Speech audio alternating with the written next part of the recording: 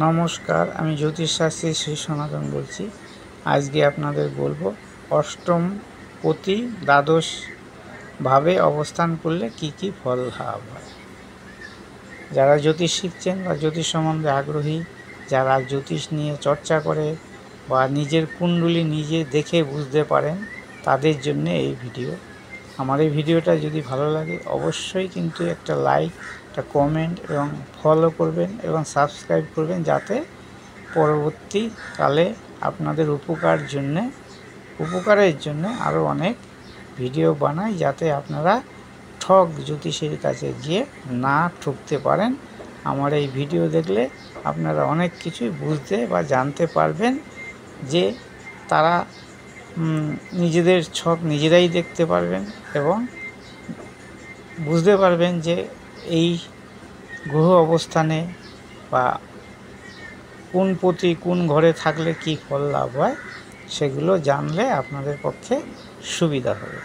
আসুন আজকে জেনে নিই এই অষ্টম পতি। এই অষ্টম যে পতি দ্বাদশভাবে যদি কোন গৃহে কীরকম অবস্থান করলে কীরকম ফল লাভ হয়। আজকে জানি অষ্টমপতি দ্বাদশভাবে অবস্থানের ফল। এই বৃহস্পতি হচ্ছে অষ্টমপতি, মানে মিন হচ্ছে বৃহস্পতির ঘর, তাহলে বৃহস্পতি হবে অষ্টমপতি। তো অষ্টমপতি লগ্নে থাকলে কি হবে, আসুন জেনে নিই। অষ্টমপতি লগ্নে থাকলে জাতকের জীবনের যে মূল ভিত্তি সেটা কিন্তু দুর্বল হবে, এবং এই অষ্টমপতি যদি জাতকের লগ্ন থেকে জীবনে উন্নতির পথে অনেক বাধা সৃষ্টি করে। যদি শুভ গ্রহ সঙ্গে যুক্ত হয় তাহলে আয় বৃদ্ধি করে,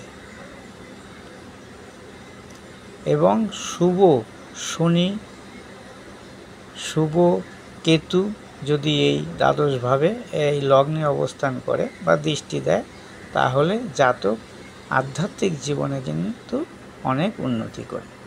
এবার অষ্টমপতি যদি দ্বিতীয় থাকে তাহলে কি হবে। ধরুন বৃহস্পতি এখানে অবস্থান করলো, এই যে এখানে দ্বিতীয়, এটা লগ্ন, এটা দ্বিতীয় অবস্থান করলে কি হবে, জাতকে ভীষণ অর্থ কষ্ট লাভ হয়, জাতক দরিদ্র হয় এবং অর্থের কষ্টের জন্য নানা রকম অশান্তি ভোগ হয়। তবে একটা দিক দিয়ে ঠিক আছে, কিন্তু জাতক কোনো এক সময়ে কি হয় না, মৃত ব্যক্তির সম্পত্তি লাভ করে। যদি জাতক ইন্স্যুরেন্স, গ্র্যাচুইটি ইত্যাদির মাধ্যমে বা যোগাযোগ ব্যবস্থার মাধ্যমে জাতক অর্থ লাভ করতে পারে। এই অষ্টমপতি বৃহস্পতি তৃতীয় অবস্থান করে। ধরুন এখানে বৃহস্পতি অবস্থান করলো, বৃহস্পতি অবস্থান যদি এখানে হয় তাহলে কি হবে, জাতক ভাই বোন, আত্মীয় স্বজন, প্রতিবেশীর সম্পর্কে কিন্তু সম্পর্ক খারাপ হবে। প্রকাশনা, এজেন্সি ইত্যাদি ব্যবসায় যুক্ত থাকলে জাতকের লোকসান হবে যদি অষ্টমপতি তৃতীয় থাকে। অষ্টমপতি যদি চতুর্থ থাকে, এখানে যদি বৃহস্পতি থাকে তাহলে কি হবে, চতুর্থ, দেখুন চতুর্থ লেখা আছে। লগ্ন যদি সিংহ হয়, বৃশ্চিক হবে চতুর্থ থাকলে কি হবে, জাতকের যানবাহন থেকে দুর্ঘটনা। অষ্টমপতি যদি চতুর্থ থাকে, যানবাহন থেকে দুর্ঘটনা ঘটতে পারে, এটা বাড়ির মধ্যেই হতে পারে। আর কি হবে, যদি রাহু মঙ্গল সংযোগ ঘটে, এই চতুর্থ যদি রাহু মঙ্গল সংযোগ ঘটে তাহলে এটা জোরালো হবেই হবে, এই ভাবনাটা থাকবে। এবার অষ্টমপতি যদি এখানে অবস্থান করে বৃহস্পতি, ধরুন এখানে অবস্থান করলো, কোথায় না পঞ্চমে। বৃহস্পতি যদি পঞ্চমে অবস্থান করে তাহলে জাতক বা জাতিকা মানসিক দুশ্চিন্তায় ভোগে। এর সঙ্গে যদি একাদশপতি, এই একাদশপতি বুধ যদি যুক্ত হয় তাহলে কি হবে না, একাদশপতি যুক্ত হলে জাতক ফটকা ফটকা, শেয়ার প্রভৃতিতে লাভবান হয়। যদি এই পঞ্চমে আবার শনি কেতু যুক্ত থাকে, হ্যাঁ, অষ্টমপতির সঙ্গে, তাহলে কিন্তু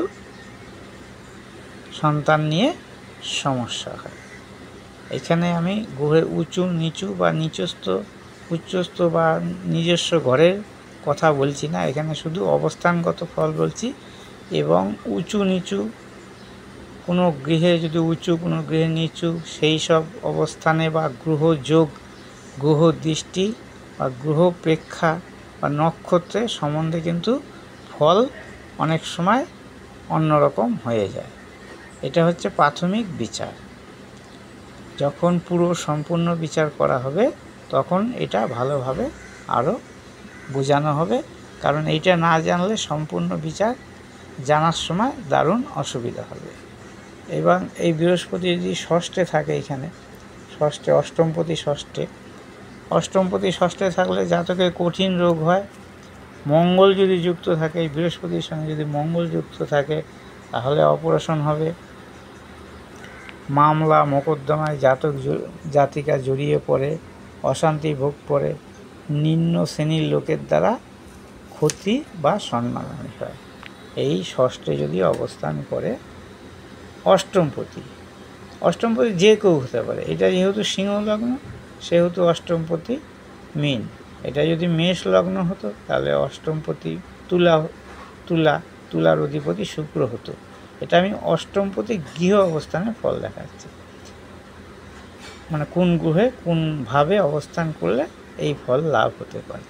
অষ্টমপতি যদি সপ্তমে এখানে অবস্থান করে বৃহস্পতি, অষ্টমপতি সপ্তমে অবস্থান করলে কি হয়? স্বামী স্ত্রী আয় কম হয়।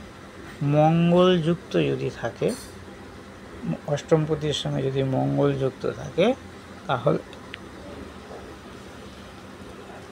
পার্টনারের মৃত্যু হতে পারে। সে স্বামীর হলে স্ত্রী, স্ত্রীর হলে স্বামীর, এই ঘটনা ঘটতে পারে। অষ্টমপতি যদি অষ্টমে থাকে, কারণ মিলে অষ্টমপতি অষ্টমে রইল, তাহলে কি হবে? অষ্টমপতি অষ্টমে থাকলে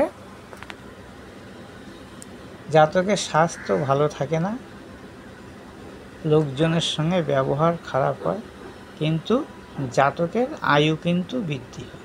অষ্টমপতি অষ্টমে থাকলে জাতক কিন্তু দীর্ঘায়ু হয়, নিজের ঘরে নিজে থাকে। তো অষ্টমপতি যদি নবমে থাকে, ধরুন এইখানে নবম, সিংহ লগ্নের নবম হচ্ছে মেষ, এইখানে যদি বৃহস্পতি অবস্থান করে, তাহলে কি হবে? বৃহস্পতি এখানে অবস্থান করলে পিতার সঙ্গে মানে কোনো উচ্চ সংস্থায় যদি কাজ করে থাকে জাতক বা জাতিকা, তাদের সঙ্গে সম্পর্ক ভালো হবে না। উচ্চ শিক্ষায় বাধা, বিদেশে যদি যায় জাতক, তাহলে নানা রকম বাধার সৃষ্টি হয় এবং বিপদগ্রস্ত হতে পারে। এই অষ্টমপতি যদি আবার দশমে অবস্থান করে, এখানে বৃহস্পতি এখানে অবস্থান করে, তাহলে কি ফল লাভ হয়? কর্মপ্রাপ্তিতে বাধা, কর্মক্ষেত্রে উন্নতিতে বাধা এবং ঘুষ দিয়ে চাকরি পাওয়ার নির্দেশ করে। তাহলে জাতকের এই ঘটনাগুলো ঘটে যদি এই অষ্টমপতি দশমে অবস্থান করে, বা অষ্টমপতি যদি একাদশে, ধরুন এখানে অবস্থান করে বৃহস্পতি একাদশে অবস্থান করলো, তাহলে কি হবে? নানা বাধা বিপত্তির মধ্যে দিয়েও জাতকের সাফল্য লাভ হয়। আর জাতকের হঠাৎ কিছু প্রাপ্তির সম্ভাবনা থাকে, যেটা আমরা বলে থাকি লটারি, বা কোনো মৃত ব্যক্তির সম্পত্তি, বা শেয়ার মার্কেটে ফটকা কিছু রোজগার থাকে এই অষ্টমপতি যদি একাদশে থাকে। অষ্টমপতি যদি দ্বাদশে থাকে, তাহলে কী হবে? দ্বাদশে যদি বৃহস্পতি যদি থাকে, অষ্টমপতি দ্বাদশে থাকলে যে জাতকের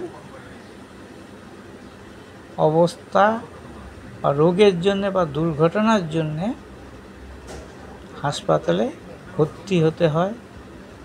রাহু যদি যুক্ত থাকে এর সঙ্গে, ধরুন এখানে রাহু যুক্ত থাকে, তাহলে জেল হাজত বাস হতে পারে, জন্মস্থান থেকে দূরে মৃত্যু হতে পারে যদি অষ্টমপতি দ্বাদশে অবস্থান করে। এখানে আমি শুধু গ্রহের এই অষ্টমের যে পতি তার অবস্থান দেখালাম। এখানে ধরুন এই দ্বাদশে বৃহস্পতি, এখানে উচ্চস্থ বৃহস্পতি, তাহলে বৃহস্পতি যেখানে উচ্চস্থ সেহেতু এখানে যেই ফলগুলো বললাম সেগুলো নাও হতে পারে বা অল্প হতে পারে, কারণ বৃহস্পতি এখানে উচ্চস্থ। এই জন্যে এগুলো জানতে গেলে সম্পূর্ণ বিচার জানতে হবে। আমি শুধু গ্রহের অবস্থানগত বিচার করলাম। অবস্থানগত বলতে অষ্টমপতির দ্বাদশ ঘরে অবস্থানের ফল।